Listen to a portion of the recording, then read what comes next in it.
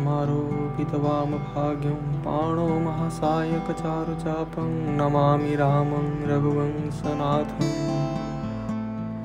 मेरे साथी भक्तगणों को मैं श्रीमद् वाल्मीकि रामायण महात्म्य में स्वागत करता हूँ।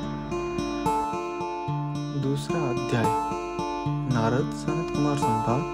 सुदास या सोमदत्त नामक ब्राह्मण को राक्षसत्व की प्राप्ति तथा रामायण कथा श्रवण द्वारा उससे उद्धार।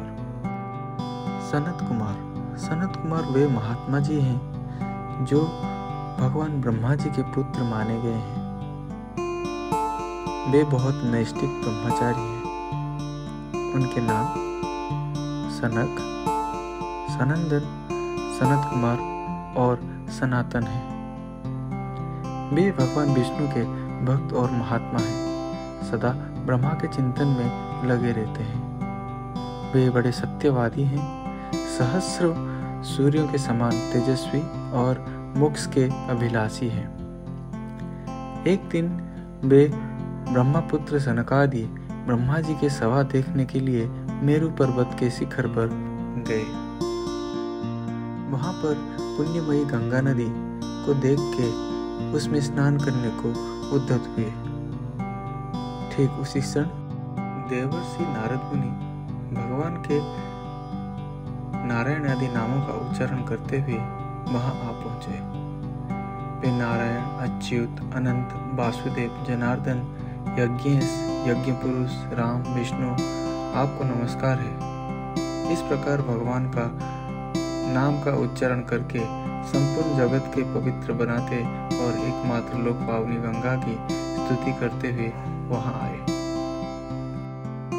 उन्हें आते देख महातेजस्वी सनकादि मुनियों ने उनकी यथोचित पूजा की तथा नारद जी ने भी उन मुनियों को मस्तक झुकाया।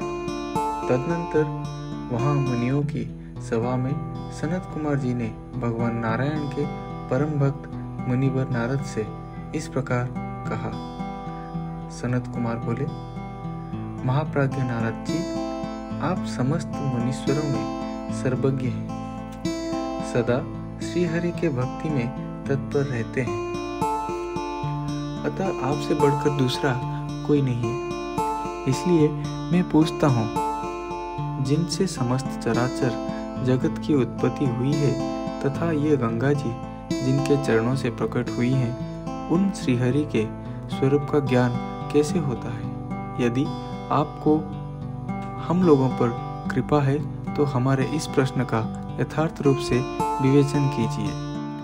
फिर नारद जी ने बोले, सनत कुमार जी, भगवान की महिमा को जानने के लिए कार्तिक, माघ और चैत्र के शुक्ल पक्ष में रामायण की अमृतमयी कथा का नवाग श्रवण करना चाहिए।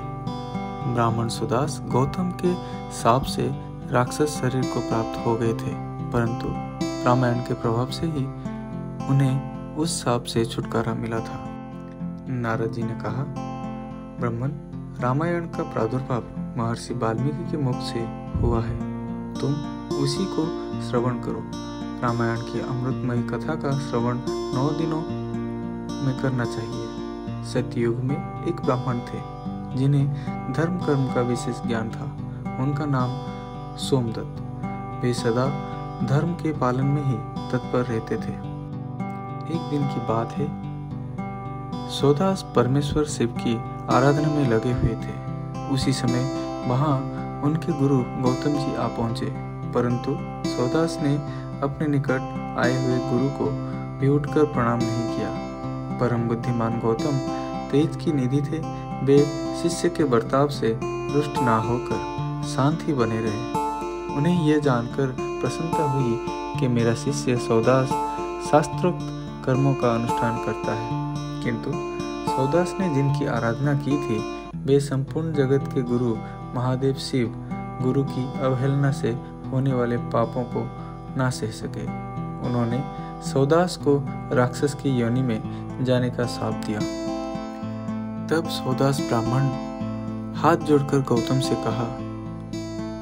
ब्राह्मण बोले, संपूर्ण धर्मों के ज्ञाता सर्वदर्शी सुरेश्वर भगवान मैंने जो अपराध किया है वह सब आप क्षमा कीजिए।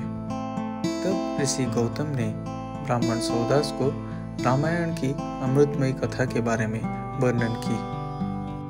ऐसा कहकर पूर्णकाम गौतम ऋषि अपने आश्रम को चले गए।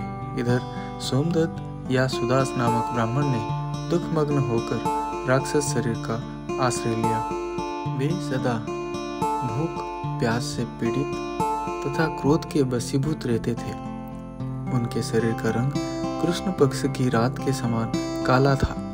वे भयानक राक्षस होकर निर्जन वन में भ्रमण करने लगे। वहां वे नाना प्रकार के पशुओं, मनुष्यों, सांप, बिच्छू आदि जंतुओं, पक्षियों और बानरों को बलपूर्वक पकड़कर खा जाते थे। 6 महीने बीत गए। वह राक्षस घूमते घूमते नर्मदा जी के तट पर आ पहुंचा। ठीक उसी समय कंधे पर गंगाजल लिए गर्ग मुनि भगवान विश्वनाथ की स्तुति तथा श्री राम के नामों का गान करता हुआ वो ब्राह्मण बड़े हर्ष और उत्साह में चल रहा था। गर्ग मुनि को आते देख राक्षस सुदास बोल उठा, हमें भोजन प्राप्त हो गया। ऐसा कहकर अपनी दोनों भुजाओं को ऊपर उठाते हुए वह मुनि के ओर चला, परंतु उनके द्वारा उच्चारित होने वाले भगवान नामों को सुनकर वो दूर खड़ा रहा। उन ब्रह्मर्षियों को मारने में असमर्थ होकर राक्षस उनसे इस प्रकार बोला। राक्षस ने कहा, यह तो बड़ा आश्चर्यचक की बात है। भद्र महाभाग, आप महात्मा को नमस्कार है। आप जो भगवान नामों का स्मरण कर रहे हैं, इतने से ही राक्षस भी दूर भाग जाते हैं। मैंने पहले कोटि सहस्त्र ब्राह्मणों का भक्षण किया है। ब्राह्मण, आपके पास जो नाम रूपी कवच है वही राक्षसों को महान भय से आपकी रक्षा करता है। आपके द्वारा किए गए नाम स्मरण मात्र से ही हम राक्षसों को भी परम शांति प्राप्त हो गई। यह भगवान की कैसी महिमा है। ब्राह्मण ने कहा, महाभाग, राक्षस राज, तुम्हारी बुद्धि निर्मल हो गई है। इस समय कार्तिक मास का शुक्ल पक्ष चल रहा है। इसमें रामायण की कथा सुनो। ऐसा कहकर गर्ग मुनि ने उसे रामायण की कथा सुनाई।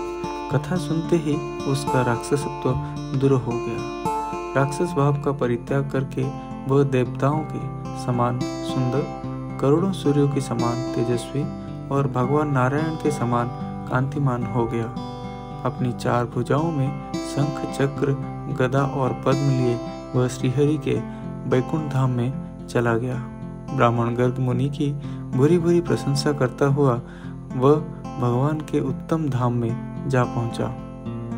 यहीं पर दूसरा अध्याय संपूर्ण होता है। बोलो सियावर रामचंद्र की जय।